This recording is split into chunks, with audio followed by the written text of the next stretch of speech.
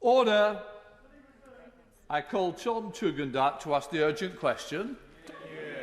Thank you very much, Mr. Speaker, for granting this urgent question. May I ask my right honourable friend, the Minister, to make a statement on his response to the interception of a civilian aircraft by Belarusian fighter jets over the weekend?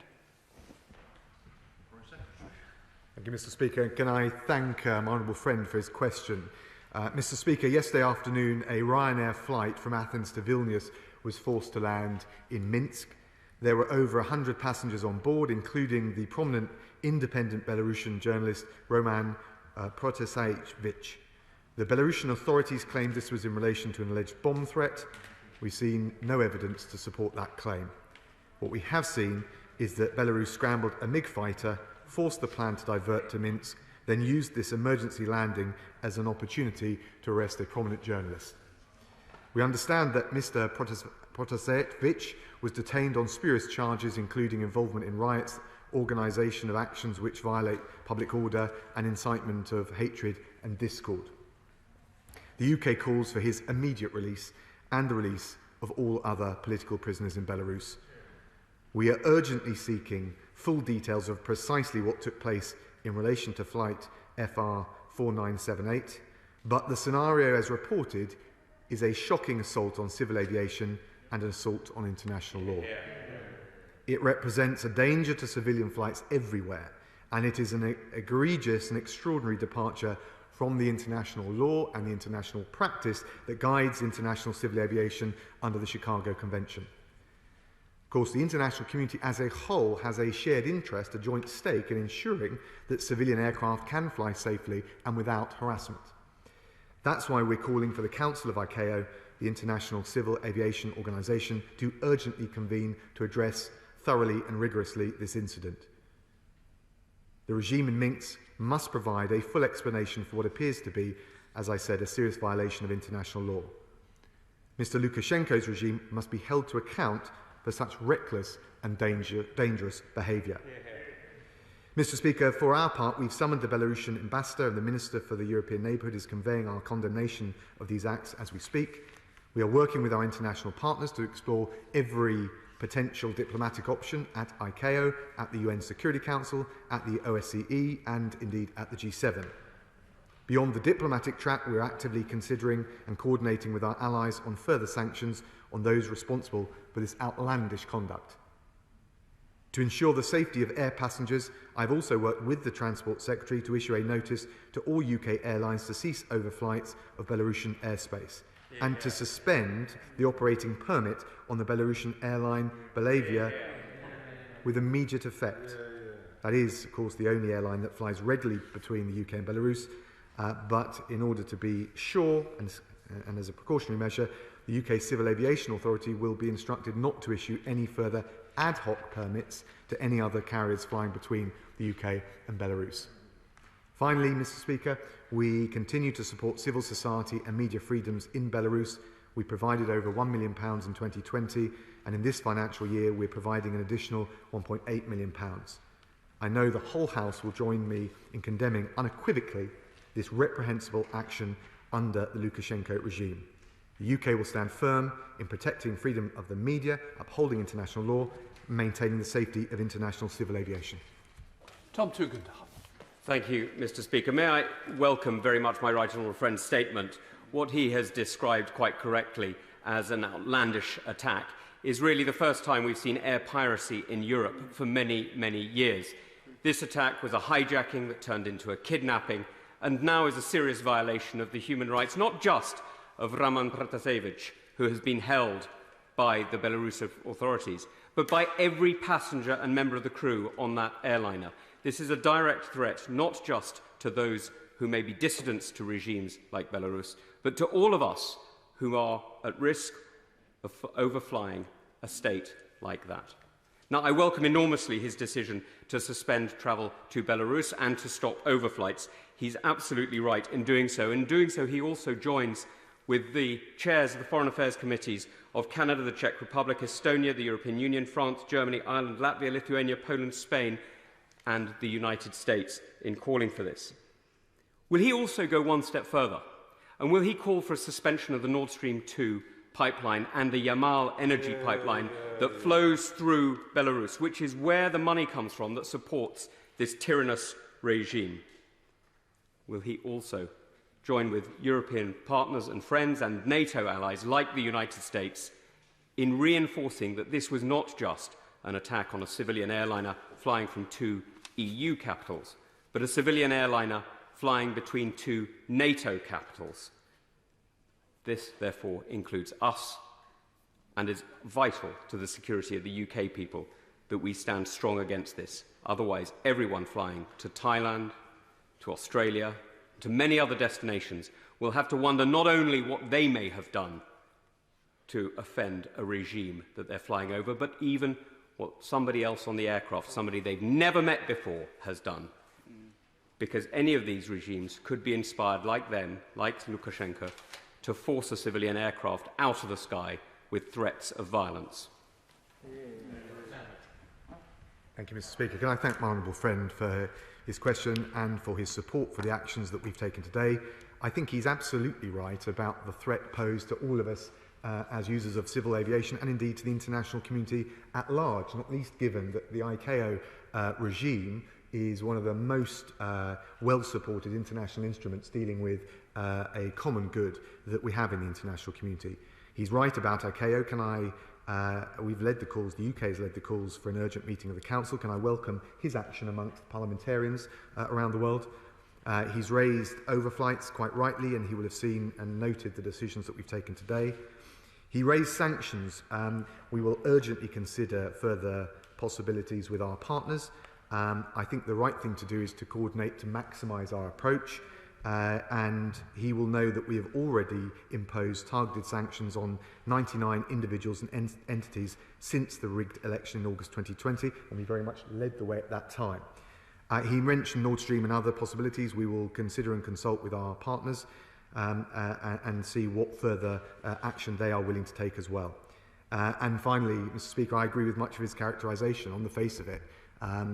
The Lukashenko regime engaged in a particularly calculating and cynical ploy to force a civilian flight to land under the threat of a MiG fighter, under the hopes of a bomb alert, behaviour which is as dangerous as it is deceitful and a flagrant violation of international law. Shadow Foreign Secretary Leeson. Thank you, Mr. Speaker. After yesterday's act of modern piracy, it is clear that Lukashenko must now be recognised as an international threat, a danger not just to his own people, but to the citizens of other countries. For a state to hijack a civilian airliner flying between 2 NATO allies in order to arrest a journalist is an assault on the freedoms of the air and on freedom of speech. Unless the consequences are swift, robust and coordinated, it will create an extraordinarily dangerous precedent that will put journalists, dissidents and activists from the UK or anywhere else at risk every time they board a plane.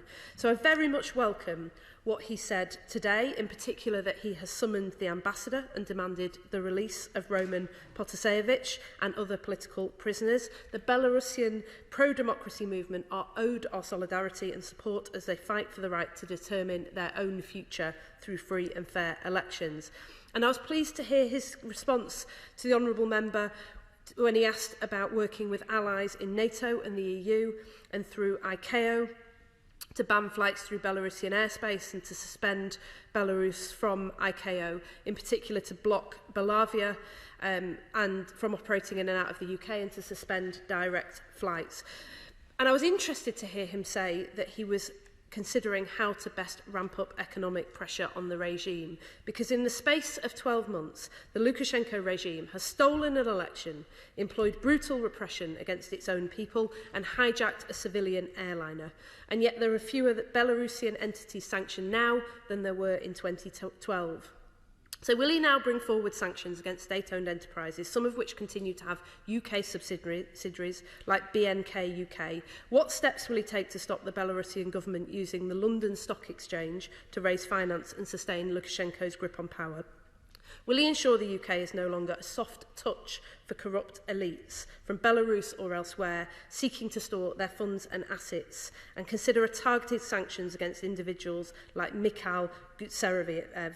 And finally, given the apparent presence of Belarusian KGB agents on the flight, can he tell us what assessment he's made of the threat to Belarusians in exile and what can be done to disrupt any Belarusian agents who may be operating in the UK, Europe and in NATO allied countries? Mr Speaker, some of these things are easy, others are much more difficult, but all of them are necessary to stand up for our values and to defend our national interest. And if he chooses to take a stand on this matter, he can count on our support. Thank you, Mr Speaker. Can I thank the Honourable Lady for her support and for the measures that we've taken today, which she welcomed. I do think it's important on issues like this, as far as possible, subject to all the scrutiny and accountability and the challenge that's expected, that we show a united front in the face of appalling acts by appalling regimes, of which the Lukashenko regime is one.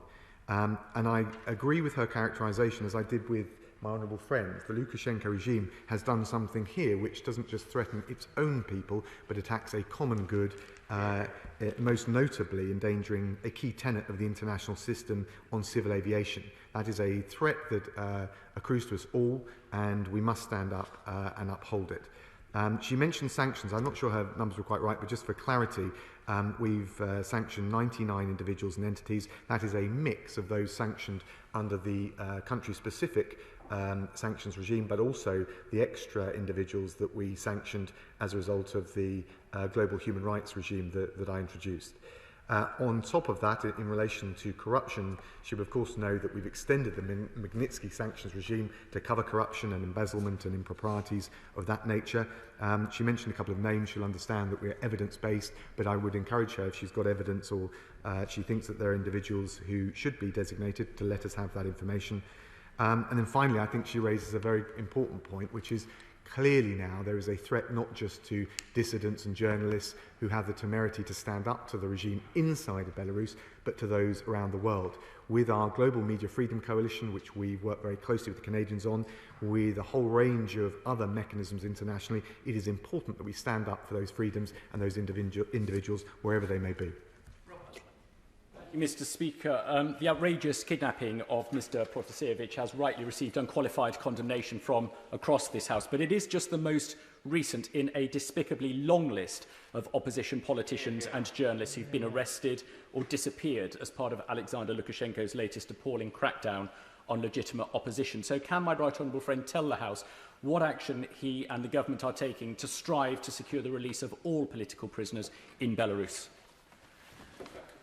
Can I thank my honourable friend, and I know, obviously because of his background, how particularly personal it is when he sees journalists arrested, detained or otherwise mistreated around the world. I agree with much of what he suggested, as I made clear in my opening answer. We're supporting civil society in Belarus, including the millions of pounds that we're pouring in to support civil society and journalists. We have called for the release of all political prisoners. We've done that from day one. We did it when we first triggered as well, of course, the Moscow mechanism as part of the OSCE, and we continue to engage with leading democratic figures, including Mrs. Tikhanovskaya, and we shall continue to do so. Alan Smith, SNP spokesperson. Thank you, Mr Speaker. I'd warmly congratulate the Chair of the Foreign Affairs Committee bringing this urgent issue to the House today, and I'd very warmly welcome the Foreign Secretary's announcements about the overfly and flights of Belavia. There's a clear breach of Article 3 and 4 of the Chicago Convention, but it's almost unimaginable that we've seen over the weekend a state hijacking of a civilian aircraft going between two EU and NATO capitals. This cannot stand, and we must work with our international allies on this. The Foreign Secretary will be aware that the European Council is meeting this evening. Can he commit now to engage with that, as he has said, but also to mirror the response when it's agreed, and obviously that hasn't happened yet. But to go a bit further in terms of expressing solidarity, but actually giving practical aid to Belarusian activists, journalists and agitators, making asylum easier to claim within the UK for these brave individuals. And can I ask also what assessment his department has made of Russian involvement in this action? And it seems unforeseeable that this could have just been a unilateral act by Minsk. There was surely some Russian involvement, and would he have consequences for the Russian state as well as the Belarusian state? when things are decided. Thank you, Mr. Speaker. And I thank the honourable gentleman, thank him for his support for the statement, thank him for his support for the measures. He referred to breaches of the Chicago Convention. I agree with him. They are striking and shocking. He also referred to what coordination, or asked what coordination we were engaged in with our EU partners. I think this is a very good example of where we, of course, notwithstanding departure from the EU, will, of course, on key foreign policy issues, want to coordinate very carefully with them. We've done that before. In fact, he'll recall that after the rigged election, we led the way, but coordinated very closely with our European partners when we imposed Magnitsky sanctions. Finally, he asked about Russian involvement. We don't have any clear details on that, and I'll be careful what I say at this point, but as he says, it's very difficult to believe that this kind of action could have been taken without at least the acquiescence of the authorities in Moscow, but as I say, it is unclear as yet. We're going to Maria Miller. Maria. And can I welcome my right honourable friend's statement, because the events yesterday were, as others have said, effectively state hijacking of a commercial passenger plane. But this is just another episode in Lukashenko's campaign to silence opposition to his regime, both within and beyond the Belarusian borders. There's no room for this type of behaviour anywhere in the world, let alone in Europe. My right honourable friend has set out the immediate action he is taking, but what is he doing to support a peaceful transition to a democratically elected head of state in Belarus? And when will he be meeting Svetlana Tikhanovsky, the opposition leader in Belarus? Secretary. Can I thank my right honourable friend and commend her on raising this so tenaciously as she always does. I've had positive discussion with opposition leader Svetlana Tikhanovskaya. I spoke to her in February. The European Minister has also spoken to her previously. We will continue that engagement. It's very important. We make the case for free and fair elections as soon as possible according to international standards. We certainly support, as we did at the outset, not just the Moscow mechanism, but the implementation of the recommendations from Professor Benedek on the need for elections and his findings in relation to human rights abuses. Of course, my right honourable friend asked the key question, which is how we can go from sanctions, supporting civil society, to actually encouraging some form of democratic transition. I have to say to her that the Lukashenko regime looks very dug in. It has the protective umbrella from Moscow, and I think that what we saw over the weekend was a symptom of that and a sign of that. I think it's incumbent on the international community to keep up the very robust pressure as far as we can, increase it wherever we can, and also to use every mechanism at our disposal.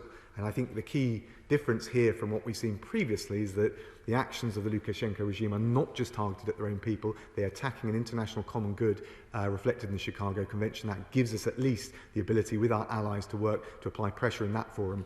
We'll continue to do that. Let's go to Tony Lloyd. Tony.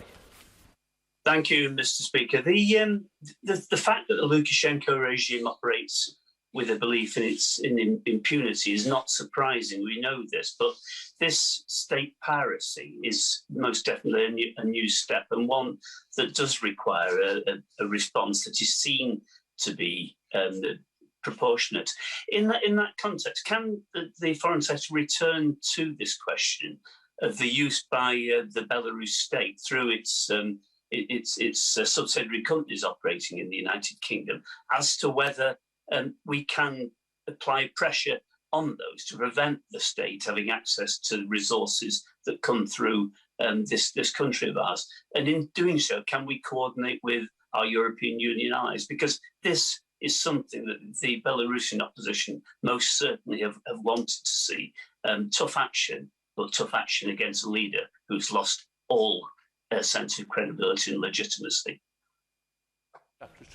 Can I say I totally agree with the instincts of the honourable gentleman. I'm not sure that it's correct that there are businesses taking advantage of it, but what I can reassure him is that we will look very carefully amidst the panoply of measures that we now consider as to see what further pressure we can apply, and that would include any further tightening of restrictions on access to the UK or other financial markets with which we see passing through London.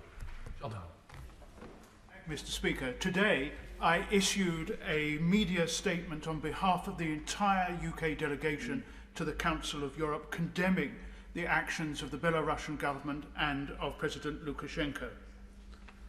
We call for the immediate release of Roman Protasevich and all political prisoners in the country, and some of us have already befriended such prisoners to provide them with hope and comfort. But is this not a time when it should be considered that an international warrant should be issued for the arrest of President Lukashenko on charges of terrorism? Well, can I thank my honourable friend? I think in order to mount a case of that nature, you'd need to have quite specific and clear evidence. And of course, that's for the CPS and other law enforcement authorities to consider. But can I commend him, and in the international bodies that I mentioned, which we must press to hold the Lukashenko regime to account, actually I didn't mention the Council of Europe. And although Belarus is not a party, that is an important European forum for us to apply pressure amongst the wider European international community. And can I commend him and the UK delegation for all the work that they're doing. Let's go to Leila Moran. Leila? Thank you, Mr. Speaker. And can I start by joining in those who are welcoming the Foreign Secretary's statement and the actions taken so far. From the violent crackdowns on protesters last summer to the terrible repression of journalists, which of course has now escalated to what is state-sponsored air piracy that has put civilians at risk, it is clear that the Belarusian authorities have no regard for democracy, for human rights, or the rule of law. They act with impunity because they know that Russia has their back. And while we'd all love to believe that this will be the last we hear of this, I think we all know that that is unlikely. The UK hosts the G7 soon, and that is an opportunity to raise the events in Belarus and coordinate further international action. So will the Foreign Secretary consider putting Belarus on the agenda of the G7? Can I thank the Honourable Lady? We're already doing it, but she's quite right to say that the G7 amidst the other forums is something like this should be considered, not least because of the attack on the international system via the Chicago Convention and ICAO. Mr. Speaker, this is not just a state-sponsored hijack of a civilian aircraft between two NATO capitals. We know from the Belarus media that it was ordered by Lukashenko himself. This is an international crime that requires the strongest response, and one I welcome, stopping of overflight and a UK lead on this. Increasingly, both Belarus and Russia don't care what the international community thinks. Therefore, all our allies need to act in synchrony, including some of the weakest links, or tyrannies all over the world will see that air passengers are increasingly put at risk. I thank my right honourable friend. I agree with his instincts, and in particular I was in Estonia and then Oslo recently, precisely because of the importance amongst our Nordic and Baltic partners, key NATO allies, of strengthening and reinforcing the stance that they take, both in relation to Russia, but also the emanation of those threats that we've seen in Ukraine and now in Belarus. Christian Matheson. Speaker, I welcome the statement on what was clearly an act of piracy by an illegitimate government that puts it firmly in the rogue nations bracket. But does the Foreign Secretary share my concern that this now becomes a tactic of these rogue nations that may, unless there is a firm response, use again? And no aircrew could possibly ignore a threat of a bomb or some other threat to the aircraft and would have to divert to the nearest airfield. So it's putting not just this flight at risk, but potentially many more flights at risk and the safety of their passengers, unless we can come down much harder on the perpetrators. Can I thank the honourable gentleman? He's absolutely right. That's why we've taken the actions that we need to take in relation to flights to and from the United Kingdom. That's why we've called for an urgent meeting of the ICAO Council in order to address these issues in the most appropriate forum. But let's face it, this also represents a threat to international security, and that's again why we have raised it in the United Nations Security Council. Andrew? Thank you, Mr. Speaker. Can I welcome the statement given by the Foreign Secretary? Can I also thank the honourable member from Henley for the excellent work he's showing in the Council of Europe? Does my right honourable friend agree that Lukashenko must accept that his recent actions are a step too far and that the only way forward for Belarus is for the dictator to halt his campaign of oppression, release political prisoners, and hold free and fair elections with international observers. My honourable friend is absolutely right. I agree with that list. Ultimately, it is difficult to see how Belarus, under the Lukashenko regime, can take any steps out of its pariah status unless those things happen and unless there are free and fair elections, which would inevitably lead to a change of leadership. Let's go to Dame Diana Johnson. Diana. Thank you, Mr. Speaker. The European Federation of Journalists has called this kidnapping from a civilian airline an act of air piracy and state terrorism, and it's difficult to disagree. And as we know, basic freedoms and human rights are being eroded in Belarus. 29 journalists are now detained. So along with having the most robust and effective sanctions targeting this rogue regime, what action will the Foreign Secretary be taking to investigate the possible involvement of other states in this criminal incident? Foreign Secretary. Well, the Honourable Lady is absolutely right that sanctions are part of the strategic approach, but not the only aspect that we need to look at. We will, of course, look very carefully at the involvement of anyone else, although gleaning evidential standards of information, I think, is often very difficult. What we are doing is, as I mentioned before, supporting civil society in Belarus, the additional 1.5 million programme support over the next 2 years. In March of this year, we allocated a further almost £2 million worth of support for the media in Belarus. We need to use every lever at our disposal, not just to put pressure on the regime, but also to try and glean some of those answers, the answers to some of those questions that she rightly raises. Dr. Julian Lewis. May I underline what the Chairman of the Foreign Affairs Select Committee said about the dangers of the Nord Stream 2 pipeline in this context?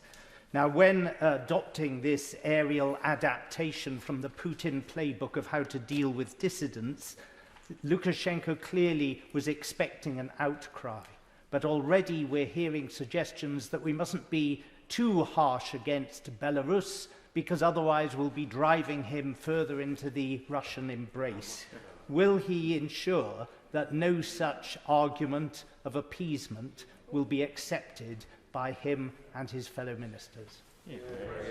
Well, I can give my honourable friend exactly that assurance. The fact is that Lukashenko is already ensconced in the embrace of Moscow. The question is how we can prise the leadership away from that. It must be a mixture of the pressure that he rightly calls for, as does the chair of the Foreign Affairs Committee, but also a willingness to have the door of diplomacy left ajar should more pragmatic voices within that regime be willing to take the positive steps forward. But ultimately they must end in free and fair elections. That's what the OSCE investigations have called for, and that is what the UK will stand for. Tricia Gibson. Thank you, Mr. Speaker. We can all agree that the most robust international response to this shocking act of aviation piracy is essential. Otherwise, Lukashenko's methods could potentially embolden other despots in the view that democratic nations lack the will to back up their outrage with meaningful action. As well as the coordinated international action against Belarus that the Secretary of State has spoken about today, what other support does he think can be offered to protect and assist human rights defenders in Belarus? Can I thank the Honourable Lady? I think she asked a very tiny question, and in reality we've got a number of levers, but let's not pretend they're a silver bullet. We're providing, and we are continuing to provide, the support for civil society and media freedoms and media organisations. We apply the Magnitsky human rights sanctions, so there's pressure and we hold to account those who persecute either protesters, political figures or journalists, and we raise it in every international forum we can, from the Human Rights Council to the United Nations Security Council, and we will use our presence in the G7 to keep the flame of freedom burning for those poor souls who are in detention, whether they're journalists or political figures. I want to congratulate my constituency neighbour and the Chair of the Foreign Affairs Select Committee for securing this urgent debate, and welcome the Foreign Secretary's very swift statements how to respond to this hijacking. But I want to push the Foreign Secretary a little bit further. I am anxious that the tactics used recently will encourage other curious countries, and what confidence can the Foreign Secretary give to journalists activists or other individuals who are sanctioned for spurious reasons in case their lives may now be at threat? What work can be done to strengthen Western allies to ensure that their safety is met? And with your indulgence, Mr. Speaker, piracy has been mentioned a few times, and as the previous Maritime Minister, I can't let this point go. Does the Foreign Secretary agree with me that the tactics played out may encourage countries such as China, who claim sovereignty over the whole of the South China Sea? A third of the world's maritime trade crosses through those waters, and if China could claim the right to intercept any ship or any plane crossing over the South China Seas... Order. Can I just say to the... Order. To the Honourable Lady. I allowed a little latitude, but I think it's a bit much to take complete control of the debate. We do want short questions. Foreign Secretary. Thank you, Mr. Speaker. Can I thank my honourable friend? I think she's understandably worried about the wider international implications of this. What I can tell her is that one of the things we discussed at the G7 meeting of foreign ministers is the importance of not just addressing country by country these issues, but the thematic protection of the international order. So I've already mentioned the Coalition for Media Freedom. On top of that, we were discussing support for the other Canadian-inspired initiative to counter arbitrary detention of nationals or indeed dual nationals abroad. I'm thinking in relation to Iran, but more generally. And on top of that, she will know that, and I hope the House will know, but if not, that in March we launched the International Accountability Platform on Belarus to collect, verify and store evidence of human rights violations. That initiative was led by Britain, Denmark and Germany. We've got 20 states in total supporting it. We've provided money towards it, and that allows us to gather the evidence, not just to call out these abuses, but as some have mentioned, to pave the way with evidence for prosecutions when that is feasible in due course. Mr. Speaker, does the Foreign Secretary recognise the criticism by many in the Belarusian diaspora that the response to last year's stolen elections was too soft? And will he get tough by imposing sanctions on Belarusian individuals and companies, including the UK arm of the state oil company, BNK UK Limited? Can I thank her? And I think we all want to stand up for the same issue. I have to say, having spoken to a range of the key figures, that's not the feedback we've had. In terms of the UK response, at least, we engaged very swiftly, well before the EU, in fact. After the rigged election, we imposed sanctions on 99 individuals in total, if you include the Belarusian regime, but also the Magnitsky sanctions we imposed. But I take a broader point. We need to, I mean, it's not a question of tit for tat. It's just a question of making sure we exercise every potential due diligence to stand up and hold to account those violating these human rights, and I think, which was her point, making sure that we seal every crack so that there is no possibility of those businesses linked to the regime making money in this country. There's no doubt that Belarus is now a rogue state, and Lukashenko should, I mean, he's a criminal, and I hope that he will spend many years eventually in prison. I want to celebrate the phenomenal courage of the politicians, the activists, the ordinary members of the public, and of course the journalists who've shown something that none of us would ever even dream of having to make those kind of sacrifices in the UK. But I have a terrible fear that every time we discuss these authoritarian regimes and we issue another statement, we're basically throwing another snowball in a river. When are we actually going to take serious measures to make sure that these things do not go unpunished? Well, can I thank the honourable gentleman? I've campaigned on these issues with him for many years, and he's always a very eloquent, powerful and tenacious, articulate advocate. I wasn't quite sure the action that we could take, that he thought we should take, but I'm open to all suggestions in a spirit of openness, and we need to marshal all of our resources. One of the issues which I haven't mentioned, and so with permission, Mr. Speaker, is that we're also one of the largest shareholders in the European Bank of Reconstruction and Development. So just for completeness, we fully support their announcement that it will no longer support Belarusian sovereign funds. So I do accept the argument that we need to look at every possible lever, but as I think he's alluding to and implying, this is not easy when you have a regime as dug in as the Lukashenko regime so clearly is. Christian White. Thank you, Mr. Speaker. But I wish to thank my honourable friend for securing this urgent question today and the Foreign Secretary for his statement on this very serious attack on civil liberties and the free press. I welcome the sanctions already placed on the illegitimate Belarusian regime through the government's newly established global human rights scheme. Does my right honourable friend agree with me that standing up for our values with sanctions on human rights abusers like Lukashenko must be a key part of global Britain's new foreign policy approach? Can I thank my honourable friend? I think not only should it be, it is, as set out in the integrated review. We stand up for our values, the values of open trade, of open societies, including human rights and democracy, and that means holding to account those who perpetrate these violations, standing up and keeping the flame of freedom alive for those poor souls who are languishing in jails, whether it's in Belarus or elsewhere around the world. Samuel Wilson. Mr. Speaker, there's no doubt that this was an act of air piracy designed to abduct a critic of this tyrannical regime, and there's also no doubt that the regime has been emboldened by the law-breaking exercises across the world of the Russian regime. And I think it is important that the Minister does take every action with every possible body, whether it's the EU, the G7, the financial institutions, private investors, anyone who can hurt this regime, to send a message out to them and to any who would seek to copy them, that this behaviour will not be tolerated and there will be financial, personal and political consequences. Thank you, Mr. Speaker. I share the honourable gentleman's disgust and outrage.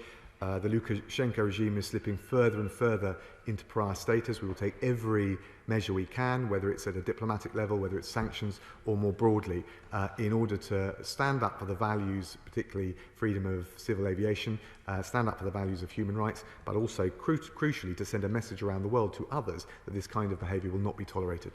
Let's go to Damien Collins. Damien. Thank you, Mr. Kidnapping of Roman Protasevich is the worst example of what's been a systematic campaign by the Belarusian government against journalists. Last year, there were 480 detentions of journalists who spent more than 1,200 days behind bars, including at least 62 cases of physical violence against them. My right honourable friend agreed with me that we need to send a strong message to Belarus and other oppressive regimes that this is an attack on democracy and legitimate free speech that won't be tolerated. Totally agree with my right honourable friend. We raised this precisely with this kind of systematic attack at the G7, and we will continue to do so. I say the G7 Foreign Ministers meeting, and we will continue to do so. Let's go to Marion Fellows. Marion. Speaker, while we have a long-standing position of challenging the results of Lukashenko's fraudulent election win last year, we have to be honest and say that this represents a departure from these entrenched disagreements and represents a direct attack on the citizens of our EU allies and on international law. Given that plain reality, it's right that sanctions up to and including the freezing of Belarusian state funds are effected. But what new measures will the government consider for granting asylum to those suppressed by the Lukashenko regime? Can I thank the Honourable Lady? Asylum has been raised already. I have to say, I think that the asylum regime, the criteria reflective of international law, are fit for purpose, and the evidence of the regime's despicable actions mean that those who want to apply for asylum in this country are able to do so and will get the fair hearing and the due process that our system allows. Thank you, Mr. Speaker. And the Foreign Secretary is quite right to call for the International Civil Aviation Organisation to take action. Given that its aims are to sit at the centre of a system of safety and security standards for its 193 members, and that Belarus is a member, will he call for ICAO to look at the continued membership of Belarus of such an esteemed international organisation? Can I thank my honourable friend? I certainly agree that ICAO must discharge its duties. It's a dramatic but seminal moment for it to stand up for the values that we're all trying to safeguard in relation to civil aviation. We will look very closely at with our partners at the mechanisms and the levers that are available to us within ICAO, and we will take as rigorous and robust approach as we possibly can. Let's go to Claire Hannah. Claire. Thank you very much, Mr. Speaker. The SDLP and I condemn in the strongest possible terms the actions of the Belarusian government and echo what others have said about the importance of sanctions and of holding Lukashenko and his Russian protectors to account. This is the latest attack in recent years on journalistic freedom, including the horrific murder of Jamal Khashoggi and the imprisonment on entirely trumped-up charges of Nazarene Zaghari-Ratcliffe, and closer to home, intimidation of journalists here in Northern Ireland by paramilitaries.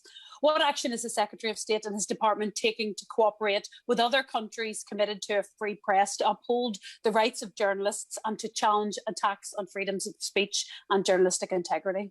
Foreign Secretary. Can I thank the Honourable Lady? She raised a great point, which is you have to, in order to exert positive influence, coordinate with your allies. So we need to broaden the group of like-minded countries willing to take that action. I think she can see the evidence of the initiatives that we're engaged in, both the Media Freedom Coalition, which is advising states on how to strengthen their legislation to protect journalists, but also we give particular financial support to those journalists who do find themselves detained. And more broadly, one of the things we discussed at the most recent G7 Foreign Ministers meeting was the arbitrary detention mechanism, which is effectively saying that when one or other of us, part of that mechanism, find one of our nationals, or it could be a dual national, arbitrarily detained, we all démarche, we all take action in order to try and secure their release. Mr. Speaker, Western flights continue to transit over this unpredictable airspace. I hope the Foreign Secretary will make it clear that this does need to stop. But for a European state to fake a terrorist threat shows how our international standards are being challenged. And other authoritarian states will be watching how the West responds, how resolute we are, how unified we are in our response. He listed a whole bunch of international organizations which no doubt will condemn what's happened. But will it affect Belarus's behavior? Will it change Lukashenko's attitude? We need to make sure that we think bigger picture and recognize that a quarter of Belarus's trade looks towards the West. I do encourage the Foreign Secretary to make the changes that will affect Belarus's behaviour in the longer term. Can I thank my honourable friend, the chairman of the Select Committee? I agree we need to use every lever. I'm not quite sure what the specific one he thought would be the decisive extra measure that would bring Lukashenko to his senses, but I'm very interested in continuing to talk with him about that. The reality is Lukashenko becomes more and more reliant on Russia. I take the point that my honourable friend made about that. We must not allow that to be a reason to ease up on the pressure, but we've also got to be realistic about how dug in Lukashenko is. We've ruled out nothing that we wouldn't do going forward. I think the most important thing is we try and carry a broader group of international partners. And the reason that is particularly germane in this case is because the ICAO and the Chicago Convention represent an international public good. Let's go to Clive Efford. Clive. Thank you, Mr. Speaker. I'm delighted to hear the Foreign Secretary say that the government is going to be taking a very tough response to this act of air piracy. But can the Foreign Secretary say, does he detect any sense of reticence from his counterparts in other countries in their response, and any suggestion that they might be suggesting that we should be taking a softer approach in order to win round the Belarusian regime? I thank the honourable gentleman for his support. Look, there'll always be different views across the European family, and I'd be a bit reluctant about advertising that to Minsk or to Moscow for obvious reasons. What I would say is we are in the business of supporting some of the most vulnerable of our European partners, and that's why I was out in Estonia to talk to the Baltic 3, and I went to Oslo to talk to the Nordic 5, and I've invited all of them back to the UK to host such evening, because I think this support that we provide to that periphery of the European neighbourhood is absolutely crucial to supporting fellow NATO allies, European allies, but also the message we send not just in Minsk, not just in Moscow, but around the world, as honourable members have said. Garpa. Mr. Speaker, I'm grateful to the Chairman of the Foreign Affairs Committee for applying for this urgent question, and for you, Mr. Speaker, for granting it, because it's been clear both sides of the House, I think, are united behind the actions the Foreign Secretary has taken already on behalf of the British government. But can I ask him this? In order to make sure this doesn't happen again from the Belarusian government or from anyone else, the price paid by that government must be sufficiently high. And also, can I ask the Foreign Secretary what work is underway to look at other countries which are the sort of countries that might be tempted by this, to see whether there's any preemptive action that we might need to take to make sure that British people flying around the world are kept safe and none others are put at risk by this sort of behaviour by this state or by any other. Can I thank my honourable friend? He raises a very important point. I think, first of all, we will use all the sanctions that we've got at our disposal, all the levers we've got at our disposal. I think we're conscious, as we've already discussed and others have said, about the extent of increasing reliance on Russia, but that cannot be a reason for us not to take the action we take. I think the thing which is unique about this, I can't remember, maybe dating back to the 70s, but I can't really remember an analogous case like this. It is very rare. There's sometimes through a more cock-up-than-conspiracy actions that are taken, sometimes very tragically in relation to aircraft being shot down. But this kind of rather calculated and conniving approach with the MiG jet and the hoax, the bomb hoax, I can't remember another precedent like this. But I do think he's right to reinforce, as others have done, the deterrent effect of how we respond to this specific isolated incident. Let's go to Alistair Carmichael. Alistair. Thank you, Mr. Speaker. Can I welcome the very robust political and diplomatic stance that the government is taking? But this case is more than that. This is a potential human tragedy as well, with Roman Protasevich now in detention and possibly ultimately facing the death penalty. I know, having campaigned in different parts of the world myself, that consular and embassy staff are very effective in the way in which they deploy their resources in supporting people campaigning against the use of the death penalty. Can the Foreign Secretary give me some assurance that everything that can be done to keep this case in the public eye will be done within the confines of their role in country? Can I thank the honourable gentleman, the right honourable gentleman, and say I totally agree with him. We must do everything we can to signal that as outrageous as what they've currently done is, it would be yet a further step into pariah status if the death penalty were to be applied. I thank him for what he said about consular officers. Of course, they relate to and provide services to British nationals and dual nationals abroad, but nonetheless, the broader point he makes about diplomatically keeping the pressure on and doing everything we can to avoid the death penalty, I think is a very important point for this debate.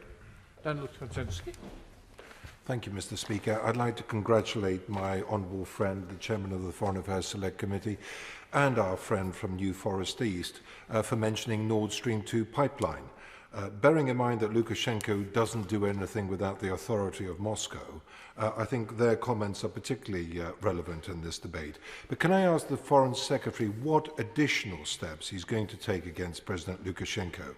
We already know that there are certain sanctions in place against him and his cronies. Is there anything else that the Foreign Secretary can do specifically about additional British sanctions on this dictator?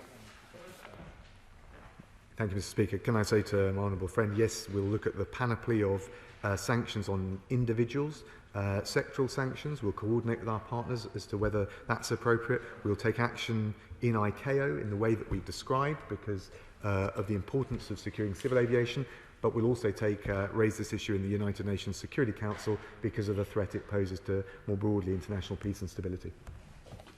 Dave Dugan. Mr. Speaker, as an aircraft engineer and student of international relations, I am perhaps especially outraged by this brazen assault on international norms and the deliberate endangering of an aircraft by means of military force. For Lukashenko to have deployed the apparatus of the state to effect an act of vengeful piracy against flight FR 4978 rides roughshod over the international system and cannot, as the Secretary of State has outlined, go unchallenged. So will he commit the UK and underline the UK's role within an international coalition to effect the utmost in sanctions, including freezing of assets against the Lukashenko regime? And does he agree with me that if the international community is now looking on aghast at a step change in delinquency by a state actor, shouldn't people who are thinking of mirroring this also look on aghast at the consequences that the international community puts out?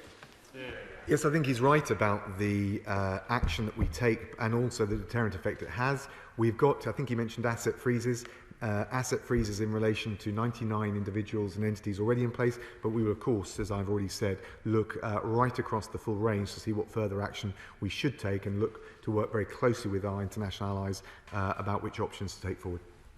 Order. I'm suspending the House for 2 minutes for the necessary arrangements to be made.